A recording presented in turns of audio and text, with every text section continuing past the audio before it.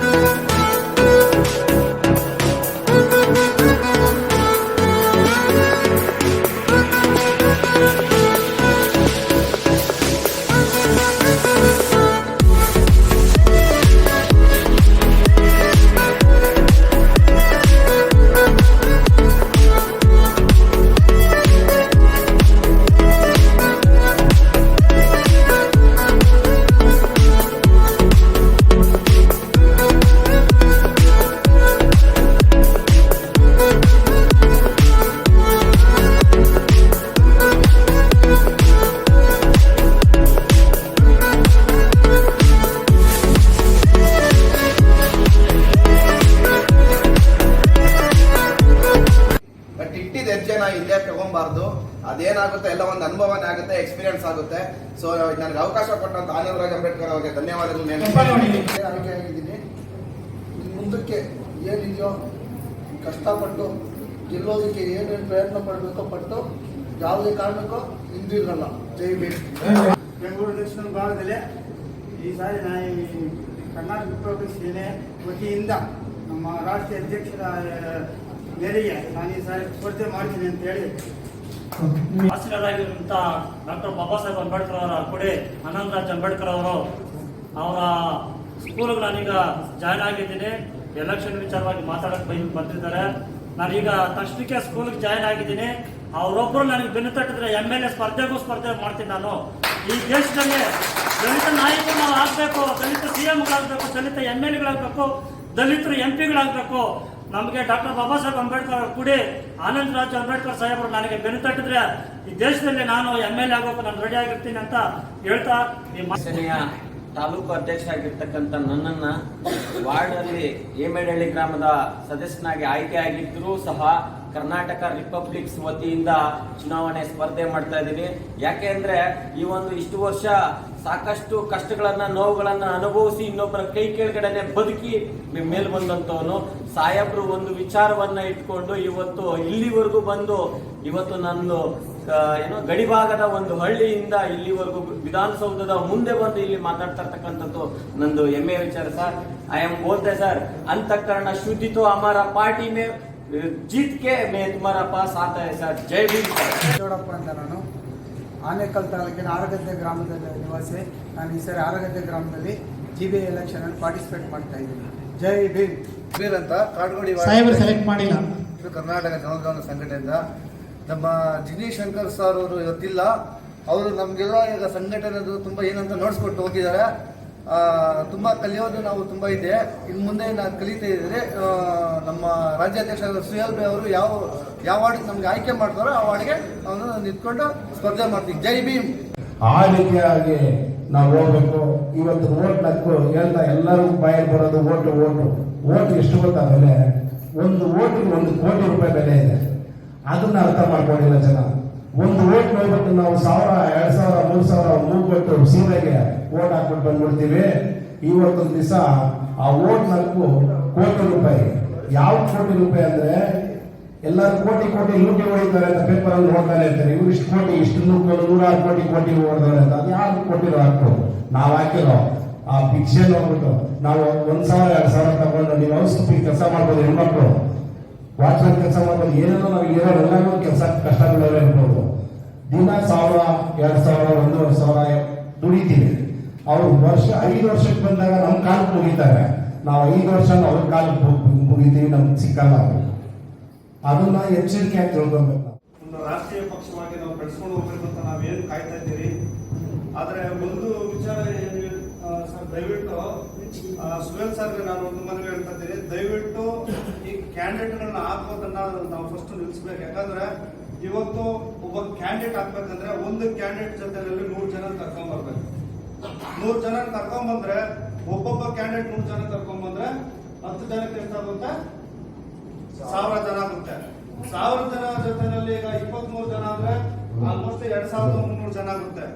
369 ಕ್ಯಾಂಡಿಡೇಟ್ಗಳನ್ನ ನಾವು ನಿಲ್ಲಿಸ್ಬೇಕಂದ್ರೆ ಆಲ್ಮೋಸ್ಟ್ 3,69,000 ಜನನ ನಾವು ಸೇರಿಸಿ ಒಂದು ದೊಡ್ಡ ಮಟ್ಟದಲ್ಲಿ ಒಂದು ಸಮಾವೇಶ ಮಾಡಬೇಕು. ಈ ಸರ್ಕಾರಗಳಿಗೆ ನಾವು ಭಯ ಪಡಿಸುವಂತ ಒಂದು ಸಭೆ ನಡೆಸಬೇಕು. ನಾವು ಈಗ ಇವತ್ತು ನಾವು ಅಂಬೇಡ್ಕರ್ ಅಂದ್ರೆ ಯಾರು? ಬಾಬಾ ಸಾಹೇಬ್ ಅಂಬೇಡ್ಕರ್ ಅವರು ಬರೀ ನಮಗೆ ಏನು ಓಟಿನ ಹಕ್ಕು ಕೊಟ್ಟಿಲ್ಲ, ಓಟ್ ಹಕ್ಕು ಕೊಟ್ಟು, ನೋಟ್ ಹಕ್ಕು ಕೊಟ್ಟು, ಮತ್ತೆ ನಮ್ಗೆ ಬದುಕಬೇಕು ಅಂತ ಅವರು ಹೇಳ್ಕೊಟ್ಟಂತ ಮಹಾ पुरुष बाबा साहब अम्बेडकर बलियाज आदमी कम है, क्योंकि हम लोग को मैंने उनको बताया था कि हमें कैंडिडेट्स कौन है, कैसे है, उनका परिचय हम लोग को चाहिए, वेदर दे आर एलिजिबल और नॉट एलिजिबल, कितने कैसे लड़ सकते हैं, क्योंकि लोग बहुत सारे खड़े रहते हैं, बाद में वो पीछे लेते हैं. ऐसा कुछ होना नहीं चाहिए. पार्टी का नाम बदनाम नहीं होना चाहिए. जो भी कैंडिडेट खड़े रहेंगे बाबा साहब अम्बेडकर के विचारों से वो ईमानदार रहने चाहिए, स्वाभिमानी होने चाहिए. देखो हार जीत तो होते रहती है, मगर वो हार जीत से ज्यादा हम बाबा साहब अम्बेडकर की मूवमेंट चला रहे हैं.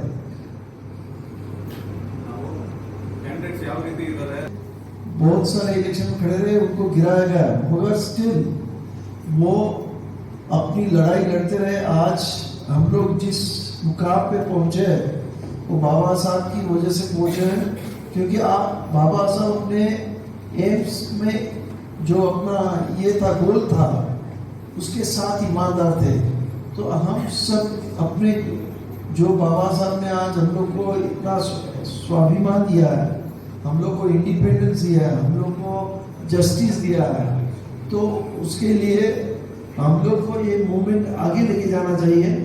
और इसीलिए ये इलेक्शन जीतना और हारने के नहीं, मगर हम लोग को बाबा साहब अम्बेडकर की मूवमेंट आगे लेने जाने के लिए हम लोग को काम करना चाहिए.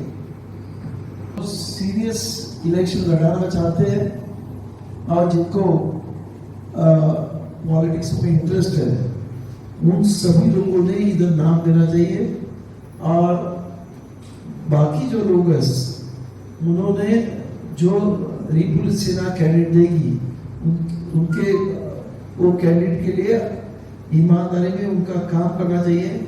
आजकल इलेक्शन में पैसों का बहुत ज़्यादा ये चलता है और अभी हम लोग ने देखा है कि जिस तरीके से पूरे देश में बीजेपी पैसा बांटती है, आपने देखा होगा वेस्ट बंगाल में वो लोग जीते, आसाम में जीते, उन्होंने जिस तरीका फंडा यूज किया वो बहुत खतरनाक है।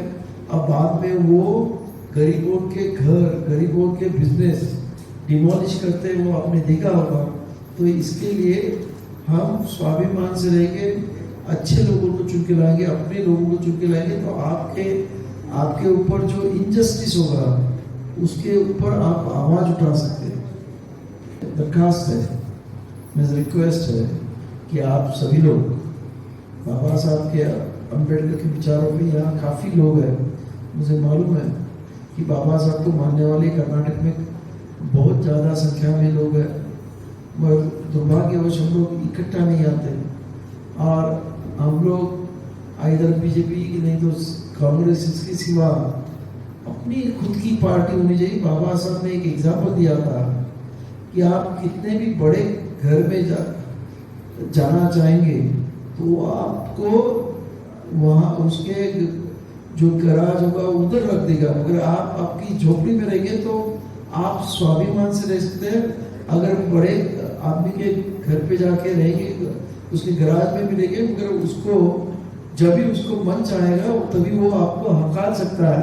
इसके लिए बाबा साहब ने कहा था अपनी झोपड़ी में अपना पार्टी भले छोटी है मगर वो अपनी है, इसके लिए उसमें रहना जरूरी है, उसको बचाना जरूरी है, ऐसे बाबा साहब का कहना था। ಇಂಥವರೆಲ್ಲ ನನ್ನ ಸೇರಿಸಿ ಇವರ ಮುಖಾಂತರ ನನ್ನ ಬೆಳೆಯೋದಕ್ಕೆ ಮಾಡಿದ್ದಾರೆ. ಅವರು ನಾನು ಯಾವ ರೀತಿ ಬೇಕಾದ್ರೂ ಬೆಳಿಬೋದು ಅಂತ ಶಕ್ತಿ ಕೊಟ್ಟಿದ್ದಾರೆ. ಇವತ್ತು ಅಷ್ಟೇ ನಾವು ಯಾವ ರೀತಿ ಬೇಕಾದ್ರೂ ಬೆಳಿಬೋದು, ಆ ಶಕ್ತಿ ನಮ್ಮಲ್ಲಿದೆ. ಹಾಗೂ ಅರ್ಥಪೂರ್ಣವಾಗಿ ಅಂಬೇಡ್ಕರ್ ಸಾಹೇಬರ ತತ್ವ ಸಿದ್ಧಾಂತದಲ್ಲಿ ನಾವು ಬೆಳಿಬೇಕು ಅಂತ ಅವ್ರ ಹತ್ರ ನಮ್ಮನ್ನ ಬಿಟ್ಟಿರೋದು. ಅದನ್ನ ನಾವು ಉಳಿಸ್ಕೊಳ್ಳಬೇಕು. ಒಂದು ತಂದೆಗೆ ತಕ್ಕ ಮಗ ಅಂದ್ರೆ ಆ ರೀತಿ ನಾವು ಬೆಳಿಬೇಕು. ನಾವು ಯಾವುದೇ ಶೋಫ್ ಬೇಡ, ನಮ್ಗೆ ಯಾವುದೇ ಒಂದು ಬೇಸಿಗೆ ಬೇಡ, ನಮ್ಗೆ ನಮ್ಮ ಸಾಹೇಬರಿಗೆ ಆದಷ್ಟು ನಮ್ಮ ಕೈಗೆ ನಮ್ಮ ಪ್ರಾಮಾಣಿಕವಾಗಿ ಉಡಾಸೆ ಮಾತಲ್ಲ, ಪ್ರಾಮಾಣಿಕವಾಗಿ ಅವ್ರಿಗೆ ಬಂದು ನಿಂತ್ಕೋಬೇಕು. ಸುಮ್ಮನೆ ನಾವು MLA ಎಲೆಕ್ಷನ್ MP ಎಲೆಕ್ಷನ್ ದಯವಿಟ್ಟು ಮಾಡೋಣ. ನಾವು ಬರೀ MLA ಎಲೆಕ್ಷನ್ MP ಎಲೆಕ್ಷನ್ ಮಾಡ್ತೀವಿ, ನಾನು ಚೀಫ್ ಮಿನಿಸ್ಟರ್ ಆಗ್ತೀನಿ, ನಾನು ಅದೆಲ್ಲ ಬೇಡ. ನಾವು ಫಸ್ಟ್ ಗ್ರೌಂಡ್ ನಮ್ಗೆ ಏನ್ ದೇಶದಲ್ಲಿದೆ ಅದನ್ನ ಗಟ್ಟಿ ಮಾಡಿದ್ರೆ ಆಟೋಮೆಟಿಕ್ ಆಗಿ ಅವ್ರು ಸ್ಟ್ರಾಂಗ್ ಆಗ್ತಾರೆ. ಅದನ್ನ ನಾವು ಮಾಡಬೇಕಾಗಿರೋದು. ಒಬ್ಬರಿಂದ ಏನಾಗಲ್ಲ, ಸತ್ಯನೇ. ಆದ್ರೆ ಒಬ್ಬರೇ ಎಷ್ಟೋ ಜೀವನಗಳನ್ನ ಬದಲಾಯಿಸ್ತಾರೆ. ಬಾಬಾ ಸಾಹೇಬ್ ಒಬ್ಬರೇ ಕೊಟ್ಟಾಂತರ ಜೀವನ ಬದಲಾಯಿಸ್ತಾರೆ. ಅದನ್ನ ನಾವು ತಡೆಯಿಡ್ತೇವೆ. ಅದನ್ನ ತಲೆ ಇಟ್ಕೊಂಡು ಅವ್ರ ಶಕ್ತಿ ಇರುತ್ತೆ ನಮ್ಗೆ ಚೆನ್ನಾಗಿ ಕೊಟ್ಟು ಅದನ್ನ ವೇಸ್ಟ್ ಮಾಡಬಾರ್ದು. ತುಂಬಾ ಅರ್ಥ ಮಾಡ್ಕೊಂಡು ತುಂಬಾ ಯೋಚನೆ ಮಾಡಿ ಅದನ್ನ ಮುಂದೆ ತಗೊಂಡೋಗ್ಬೇಕು. ಪ್ರತಿಯೊಬ್ಬ ಕಾರ್ಯಕರ್ತ ನನ್ನ ರೀತಿ ಆಗ್ಬೇಕು, ನನ್ನ ರೀತಿ ಬೆಳಿಬೇಕು ಅಂತ ಇರ್ಬೇಕು. ನಾನು ಮಾತ್ರ ಬೆಳಿಬೇಕು, ನಾನು ಮಾತ್ರ ಎಲ್ಲ ಮುಂದೆ ಬೇಷನ್ಸ್ಕೋಬೇಕು ಬೇಡ. ನೀವು ಹಂಗೆ ನಾವು ಹಂಗೆ ಇರ್ತೀವಿ, ನೀವು ಬೆಳೀರಿ ನಾವು ಬೆಳೆಯೋಣ, ಆ ರೀತಿ ಬೆಳಿಬೇಕು. ಮುಂದೆ ನಾವು ಮಾಡ್ತಿರ್ತೀವಿ. ಈಗ ಈ ಕಾರ್ಯಕ್ರಮವನ್ನು ನಾವು ಪ್ರಧಾನ ಅವರು ಮಾತಾಡಬೇಕು. ಮತ್ತೆ ನಾವು ಈ ರಾಜಕೀಯ ಆಗಿರುವಂತ ನಮ್ಮ ಆನಂದ ಜಂಬೇಡ್ಕರ್ ಸಾಹೇಬರು ಸ್ವಾಗತ ಅಂತ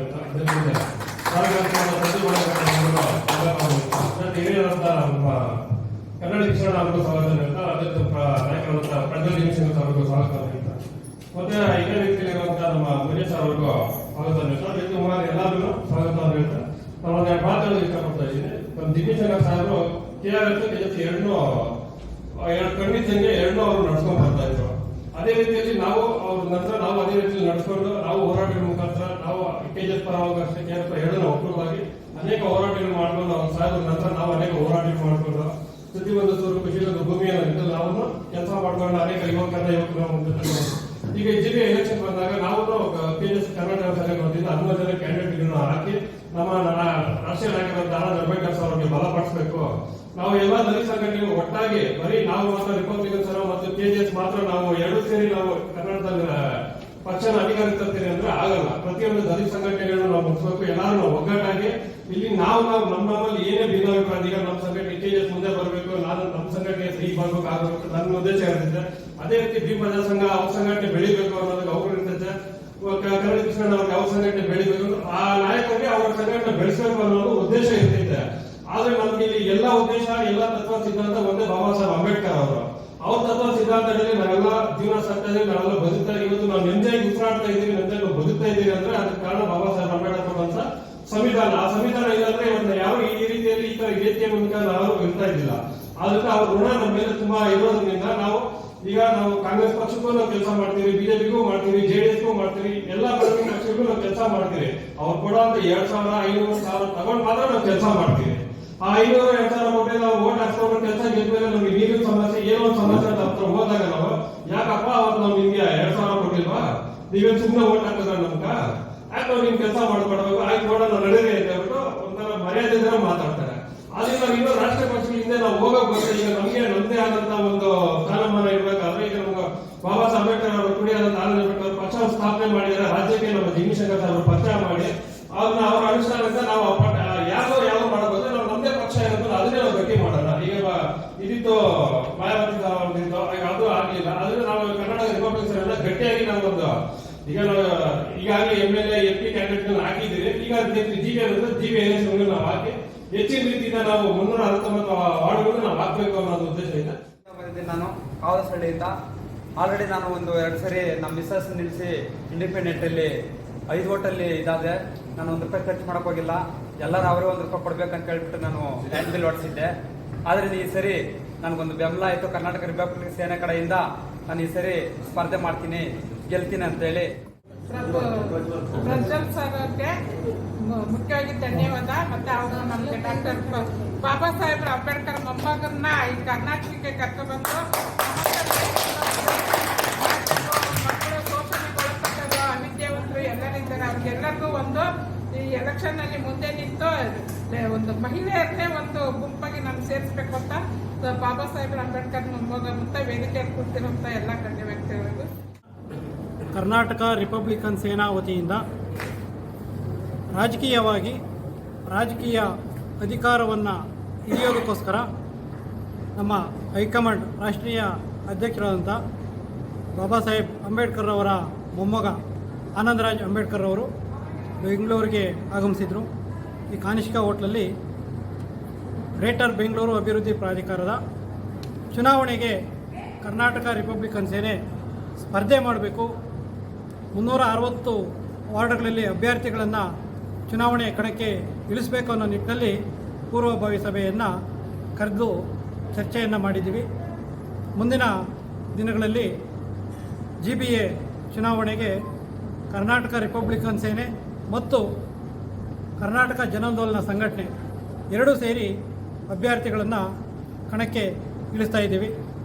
ಇತ್ತೀಚಿನ ದಿನಗಳಲ್ಲಿ ರಾಜಕೀಯವನ್ನು ನೋಡ್ತಾ ಇದ್ದರೆ ರಾಜಕೀಯ ಚುನಾವಣೆಗಳಲ್ಲಿ ಗೆದ್ದಂತಹ ಜನಪ್ರತಿನಿಧಿಗಳು ಅವರ ಕುಟುಂಬಗಳನ್ನು ಬೆಳೆಸ್ಕೊಳ್ಳೋದಕ್ಕೆ ತಂದೆ, ಮಗ, ಸೊಸೆ, ಮೊಮ್ಮಕ್ಕಳು, ಆಪ್ತರು ಈ ರೀತಿಯಾಗಿ ಒಂದು ಕುಟುಂಬ ರಾಜಕಾರಣವನ್ನು ಮಾಡಿಕೊಂಡು ಅಧಿಕಾರವನ್ನು ಹಿಡಿತಾ ಇರೋದ್ರಿಂದ ಎಲ್ಲೋ ಒಂದು ಕಡೆ ಸಮಾಜಕ್ಕೆ ಮಾರಕ ಆಗ್ತಿದೆ.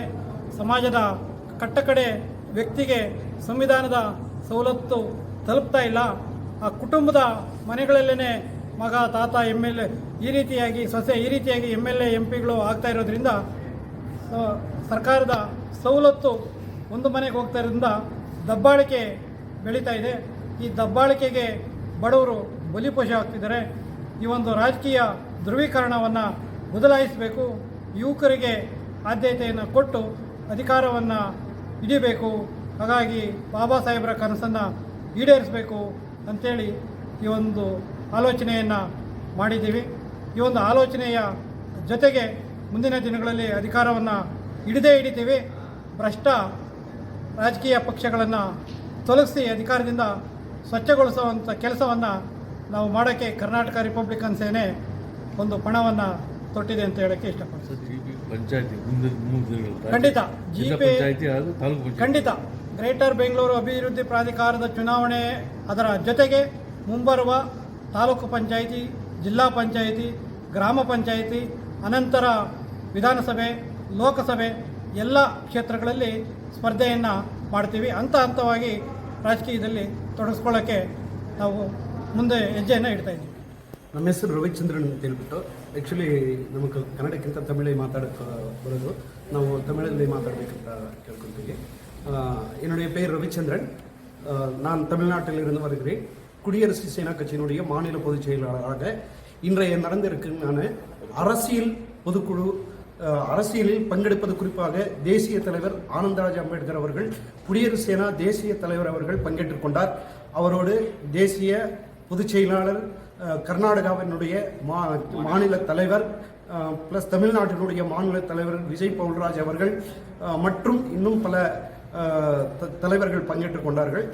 இருந்தாலும் கூட ஒரு மிக முக்கியமான இந்த தருணத்தில் அரசியல் நகர்வுகளை பற்றி ஆலோசிக்கப்பட்டு கர்நாடகாவில் எது போன்ற அரசியலை முன்னெடுக்க வேண்டும் என்பதில் மிகவும் கவனத்தோடு, மிகவும் எழுச்சியோடு பல சமூக போராளிகளும் தலித் தலைவர்களும் பங்கேற்றுக் கொண்டு மிக சிறப்பாக இந்த மீட்டிங்கை நடத்தி முடித்தார்கள். எனவே தமிழ்நாட்டிலும் முதலமைச்சர் ஜோசப் விஜய் அவர்களை சந்திப்பதற்கான வாய்ப்பை ஏற்படுத்தி தர வேண்டும் என்று சொல்லி நாங்கள் கோரிக்கை விடுத்திருந்தோம். எங்கள் தேசிய தலைவரிடத்தில் அது வாரியாக நாங்கள் பேச இருப்பதாக நாங்கள் சொல்கிறோம் என்று சொல்லியிருக்கிறார்கள். கர்நாடகாவினுடைய தேசிய தலைவர் பிரஜ்வல் ஜிக்னி சங்கர் சார் அவர் எங்களிடம் வார்த்தை சொல்லியிருக்கிறார். அடுத்த கட்டமாக தமிழ்நாட்டின் முதலமைச்சரை சந்திப்பதற்கான ஏற்பாடுகளை நாங்கள் செய்கிறோம். எனவே நீங்கள் எல்லா விதத்திலும் நீங்கள் களத்தில் இறங்கி பணி செய்ய வேண்டுமாய் நாங்கள் கேட்டுக்கொள்கிறோம் என்று ஆனந்தராஜ் அம்பேத்கர் அவர்களும் பிரஜ்வல் ஜிக்னி சங்கர் அவர்களும் மற்றும் நிர்வாகிகள் எங்களை கேட்டுக்கொண்டனர்.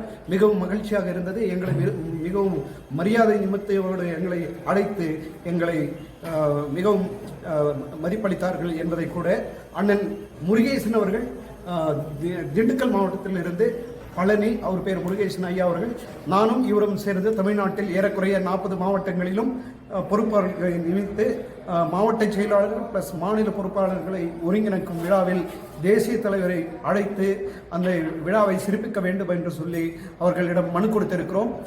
அந்த மனுவை ஏற்றுக்கொண்டிருக்கிறார். கூடவே முதலமைச்சரோடு ஆதரவு கொடுத்து நன்றி தெரிவிப்பதற்கும் அவர்களை அழைப்பதற்கான ஒரு மரியாதை நிமித்தமான பேச்சுவார்த்தை நடத்தப்பட்டது. இதற்கான வாழ்த்துக்கள். பேச வாய்ப்படுத்துவதற்காக அனைவருக்கும் வாழ்த்துக்கள். குடியரசு சேனா கட்சியினுடைய மாநில பொதுச் செயலாளர் ரவிச்சந்திரன்.